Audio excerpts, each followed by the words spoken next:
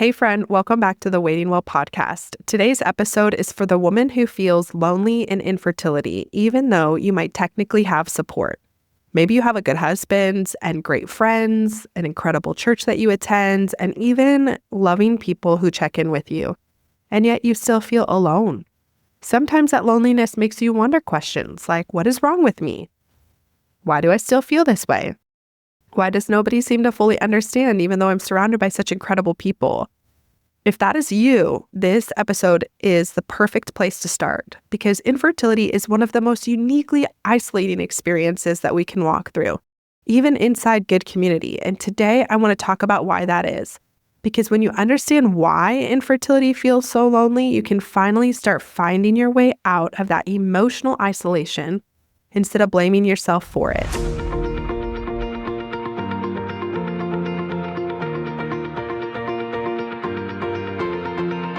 Hey friends, welcome to the Waiting Well podcast. I am your host, Courtney Dunker, and you are here because your journey to motherhood has not looked the way that you always imagined.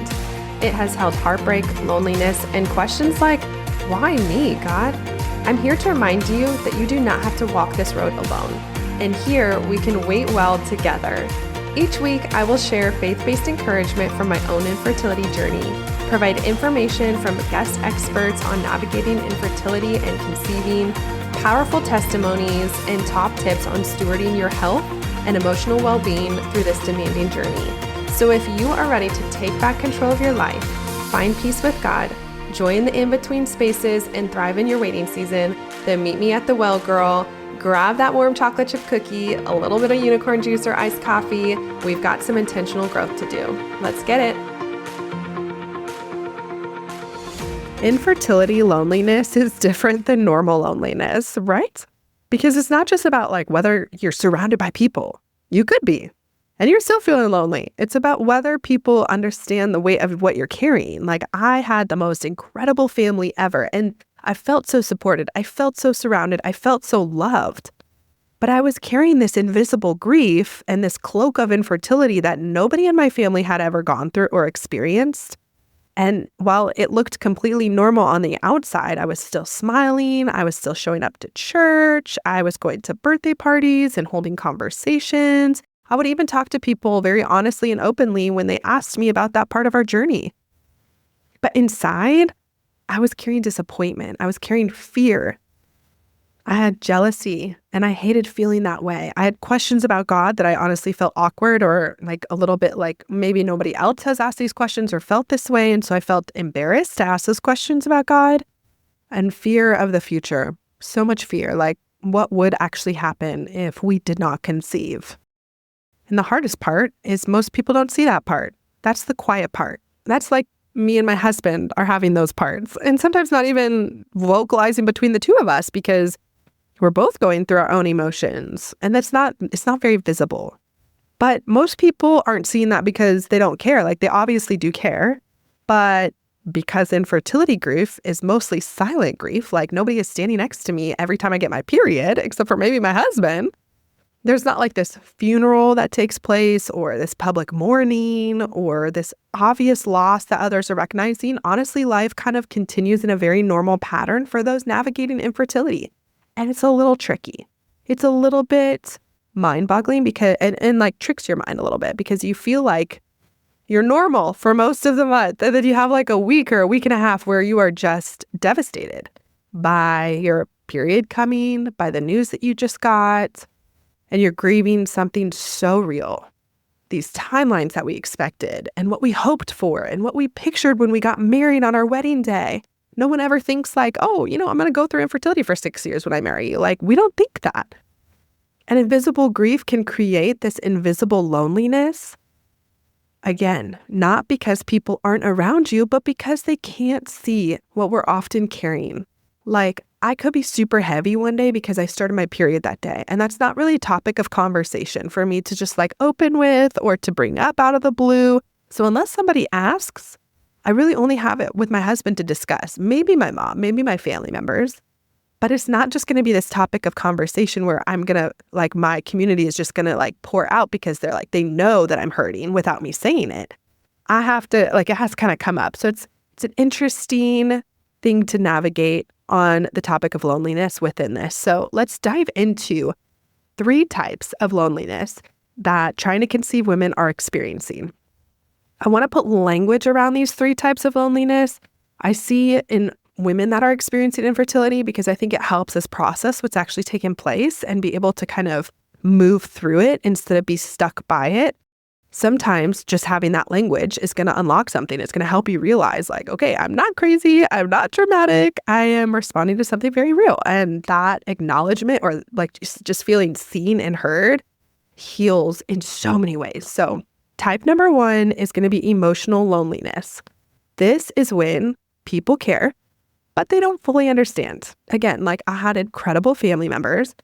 I have an incredible family. I have incredible friends, but it wasn't fully understood, because even though they carried that weight with me, they hadn't navigated what it felt like to have your period for 6 years when you just wanted the opposite, right? So maybe you've heard things like, it'll happen, just relax, God has a plan, why don't you try X, Y, and Z? At least you know that you can get pregnant if you're dealing with secondary infertility or miscarriages. And everybody who says these things, they mean so well. They're honestly just trying to support us, and we can give them grace for that. But at times it can feel kind of minimizing. What you really want is for things not to be minimized. And you don't want advice. We are going to see doctor. We're getting advice. Trust me. We are finding advice, even if we want to find it on our own with Google and whatever. But we don't really want that when we're talking about it. We just honestly want someone to say, this is hard. And you are not weak for feeling it. What you feel is so valid. I have a really incredible friend here. And everything that I've gone through in our journey of kind of just getting adjusted and getting situated in Texas after moving here from Maui, she has been so gracious in allowing me to have space to feel whatever I feel and validating that. Basically just saying like, yes, that is really hard. And that is true. And that is valid. And not saying anything else, like not trying to fix it, not trying to offer advice, like simply just acknowledging it has given me so much peace to just be like, okay, like I can kind of release that because I had someone else say that, yeah, it is hard. They acknowledged it, and it feels so relieving to have somebody also just kind of give that acknowledgement. And then when women don't feel emotionally understood, we might stop sharing. And when we stop sharing, loneliness creeps in. It's going to grow. Not because, again, support is not available, but because we don't feel safe to bring our full heart. Like if I'm going to communicate with you over and over again, like beating a dead horse of like how painful infertility is and how much I'm struggling with like God's goodness during this time, if someone is going to kind of give advice or like a little bit shift, whatever it might be, not create space for me, I'm not going to feel safe to like continue to bring that up. And the reality is I'm going to keep bringing that up because that's what I'm going to keep going through every single month. So that is emotional loneliness. Type number 2 is going to be spiritual loneliness. And this one cuts really deep. This is when you still believe in God, but you don't feel him the same way that you used to. Maybe when you're praying, it feels really hard. Or you're just not praying anymore. It's just not a conversation. Like you're not keeping that ongoing stream of conversation with God. Maybe in worship, you like can't even raise your hands. You can't say the words. All you're going to do is cry. All you're going to do is just kind of stand there like you're attending, but you're not engaging because you don't really feel like the words you're saying are true. I went through a season of that where I felt like, God, I can't be dishonest with you. And right now, the song that we're singing, I don't know that I believe to be true. And I just stood there in honesty with the Lord of saying, like, this is where I'm at. And it was so beautiful that God allowed space for that. And he ministered to my heart despite my lack of faith or my battle with what I was going through and what his plan was for me. Or maybe you are feeling numb and you don't feel like you hear from God anymore. I've had several women who have gone through the waiting well framework who have said, I'm here because I don't hear him anymore. And I am scared by that. Like I want to hear him again. And then you have guilt. That comes because you think, well, a good Christian wouldn't struggle like this. Like if I was actually a Christian, I wouldn't not stop worshiping. I wouldn't not stop praying. Like, man, but here is something I want to say so gently. Struggling does not mean that you are drifting from God. It's often like in that struggle when we are hurting, and pain can make that connection feel harder temporarily, but that is where God is ministering to us. That is where His Holy Spirit is softening and working through us. Psalm 13 starts with, "How long, Lord, will you forget me forever?"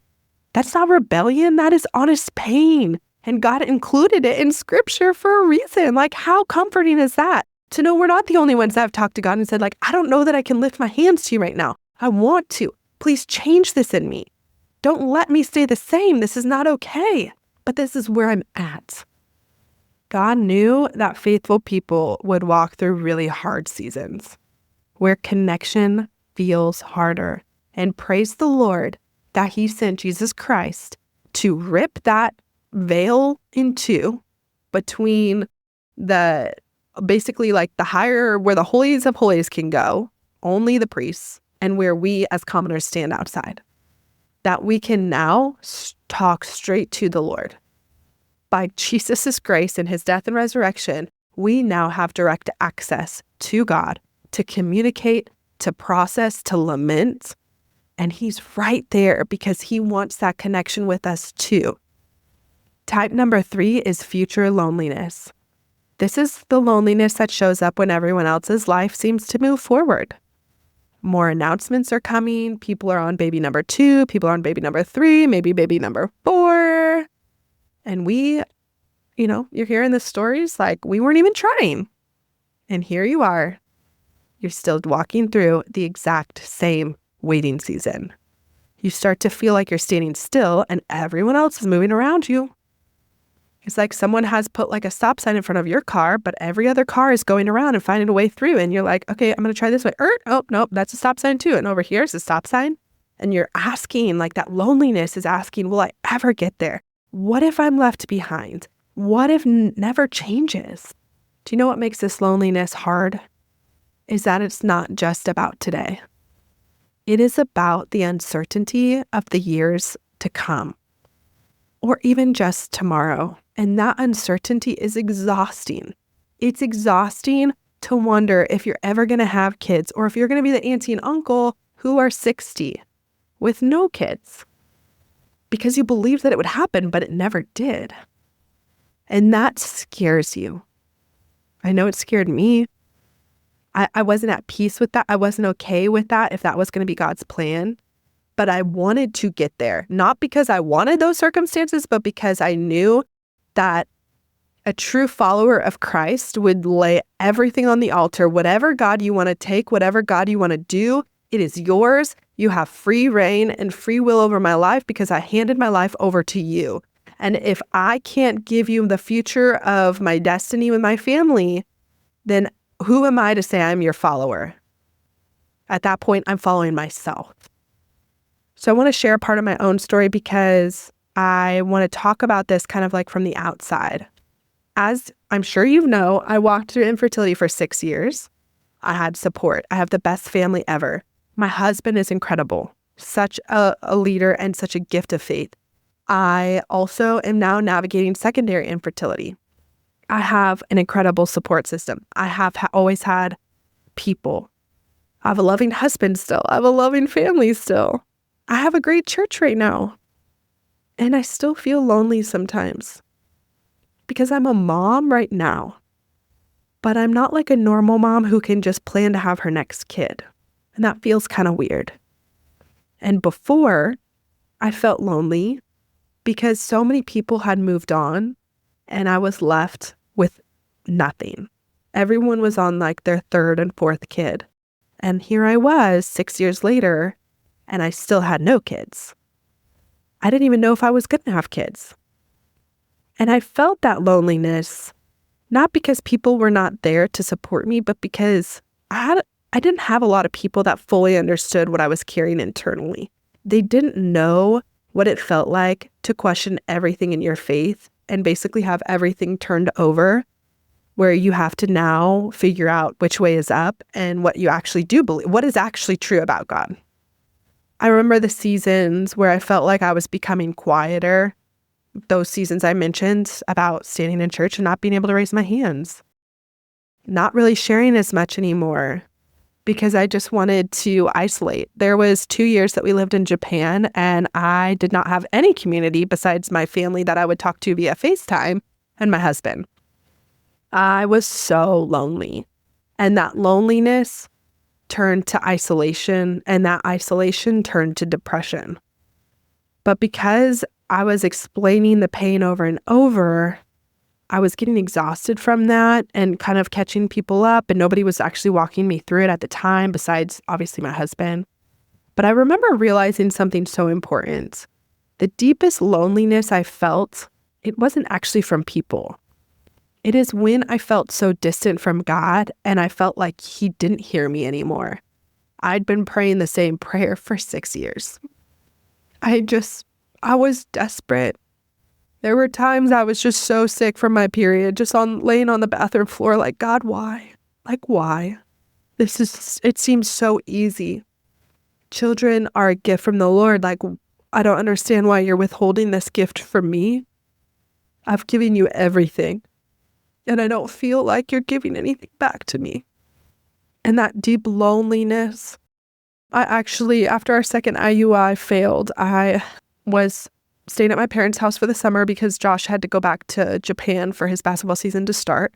I had stayed back to do the IUI, and I felt so sure and confident that this was going to be the time we got pregnant. I was just 100%. Like if I had to take like a lie detector test, I would have passed it saying like, are you going to be pregnant? I would have said yes, and I would have passed, like, because I genuinely believed that this was what God was going to do. And I got my period, and I was actually house sitting for a friend about an hour away from my parents' house. And I went to the store because I didn't bring anything with me, in full faith that God was going to do the miracle. And I had to go to the store and get tampons. And it was in the same aisle as all the pregnancy stuff.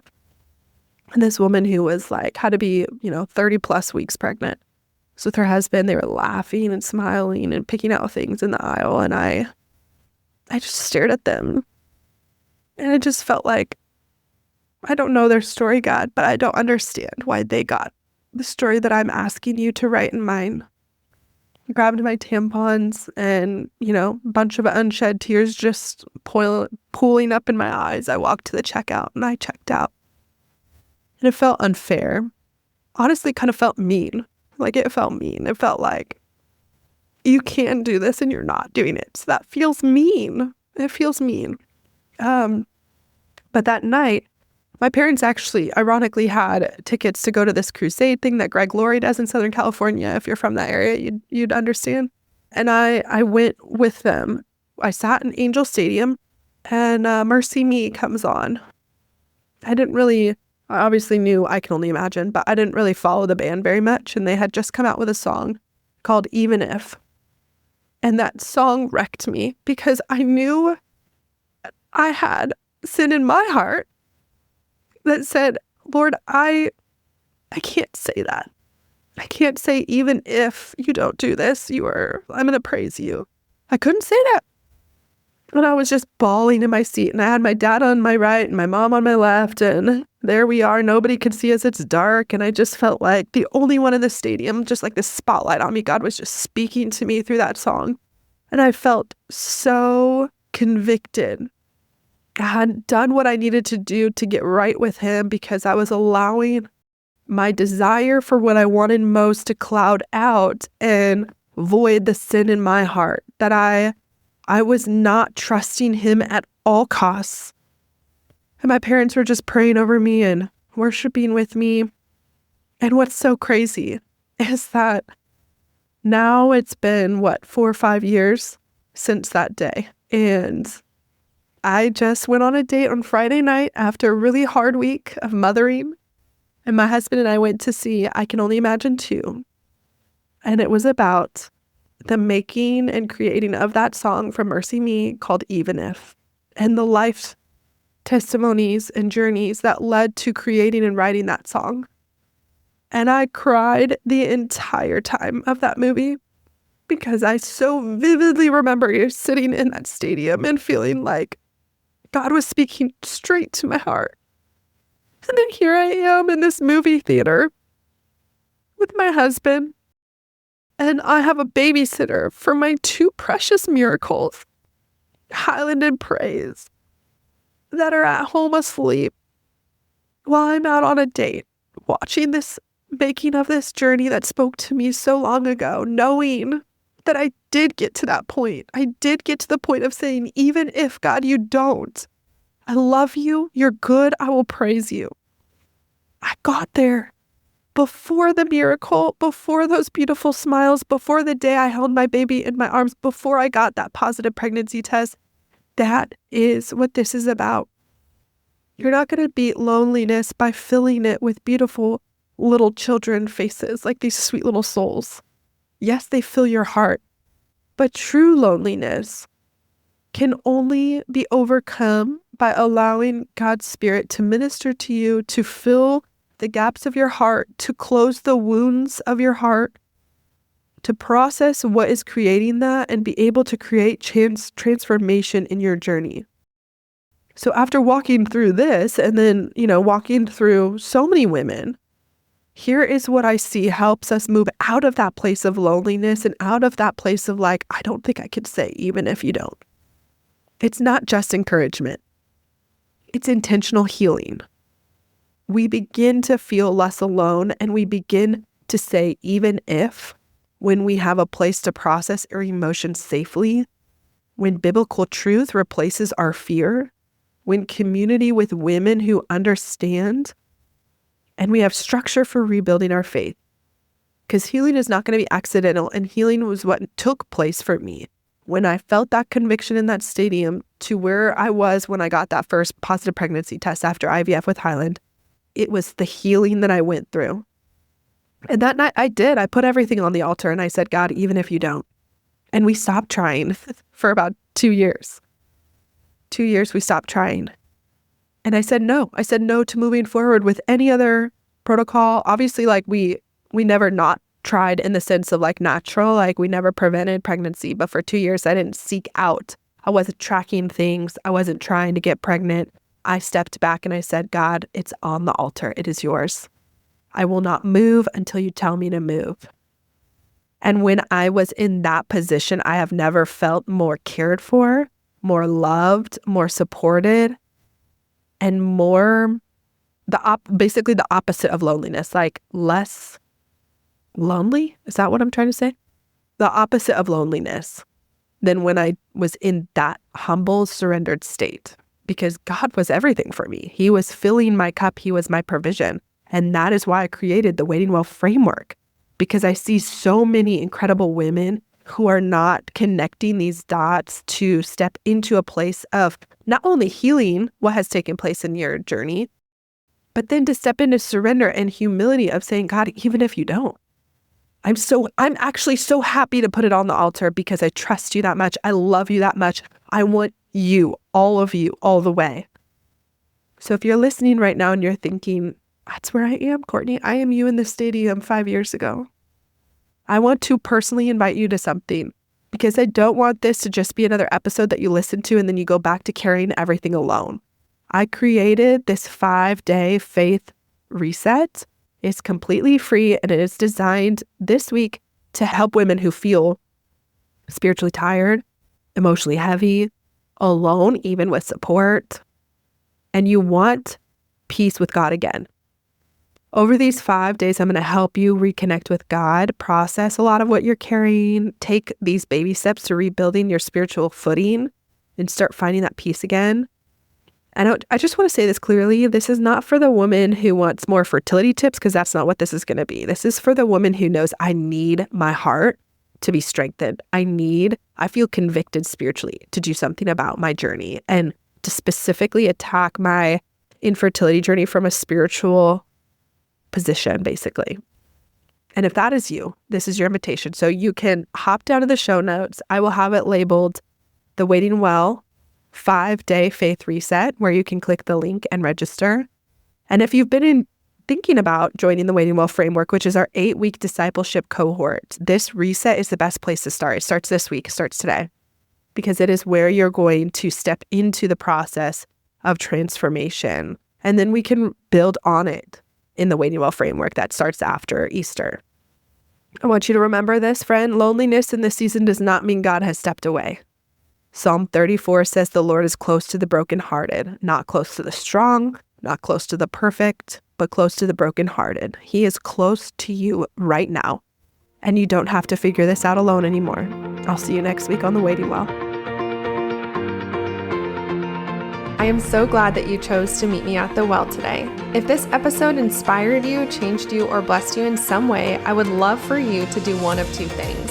First, head to Apple Podcasts at that link below and leave a review. And second, screenshot this episode and share it in your stories, tagging me at Sown with Strength, or text it on over to a friend that this episode might bless.